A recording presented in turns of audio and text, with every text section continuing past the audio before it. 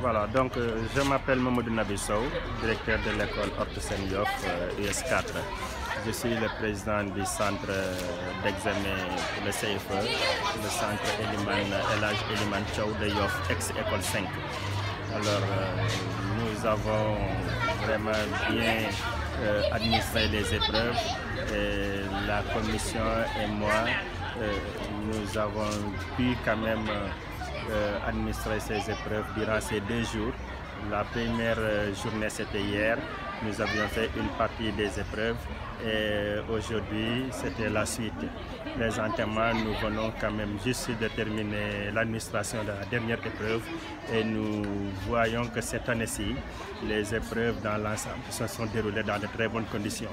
Avec l'application aussi de la nouvelle formule qui a été expérimentée cette année-ci,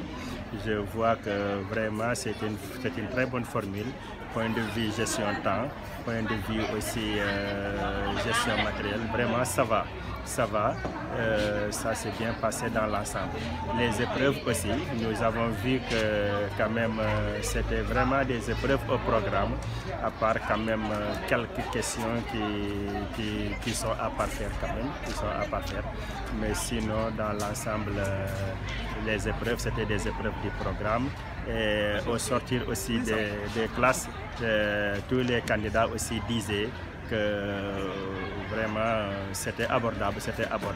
Ça c'est leur dire, hein. Parfois ils te disent que c'est facile, c'est très facile. Et nous les enseignants, quand c'est très facile, nous avons peur. Parce que les enfants ne se concentrent pas, les enfants ne réfléchissent pas bien. Alors quand c'est difficile maintenant, là ils prêtent beaucoup plus d'attention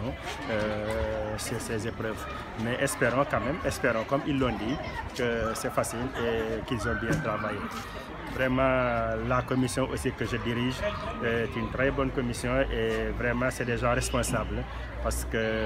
nous avons assisté au déroulement des épreuves sans problème, des gens qui se présentent à l'heure et qui passent tout à fait la journée ici à l'école. Et sur ça, je vais encore remercier le comité de gestion de l'école, les parents d'élèves qui ont ménagé aucun effort quand même pour le bon fonctionnement de l'examen. Vraiment, il y avait la restauration en qualité et en quantité et vraiment ça va très bien. Donc dans l'ensemble, ce que je voudrais dire en tant que chef du centre Elimane Thiaw ici à Yoff. Merci beaucoup. Voilà. jërëjëf maa ngi tudd Mamadou Nabi Sow di directeur école Horta Sen fii Yoff ñu indi ma nag tey jii fii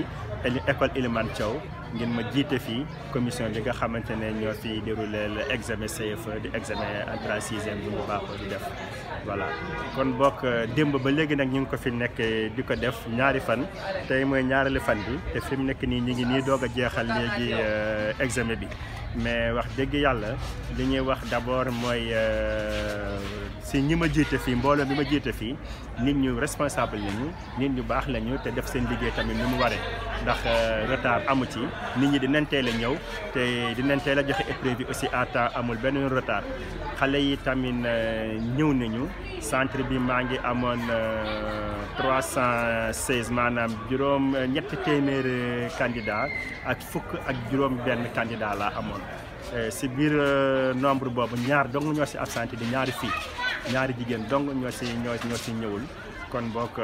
daanaka absence boobu moom wax dëgg yàlla donc taxu ko métti noonu ñu si des nag ñëw nañu def examen bi si jàmm xale yi amuñu benn problème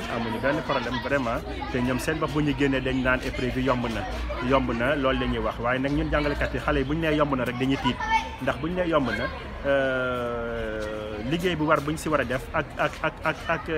xel buñ ci war a bàyyi duñ ko def yombaay boobu wala ni yóbbu ba nga xamante ne ay erreur rek lañ fay def mais nag yàlla baax ne bu ñu nee yomb na nañu gëm ne yomb na te xëy na peut-être ñu def si liggéey bu baax ba IEF bi ba inspection bi mën see am résultats yi nga xamante moom la ñu bëgg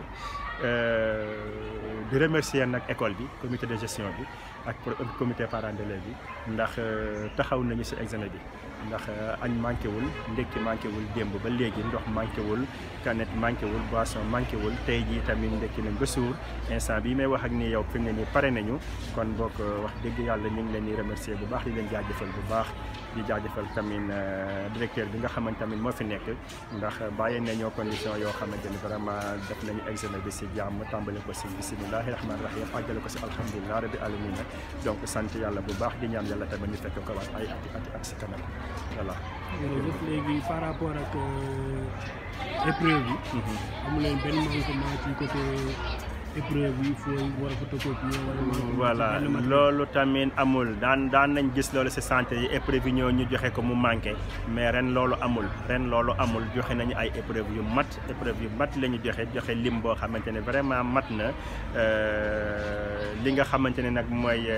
yi dafa am ay feuilles yoo xamante ne nag mu am recto wala du am verso mais yooyu bu amee machine tamit mi nga si école bi fii tamit daanaka école yu Yoff tey jii boo dem fekk nga fa machine photocopieuse boo xamante ne boo soxlaa photocopier di nga ko photocopier sur le champ donc am nañu ay papier yoo xamante ne saa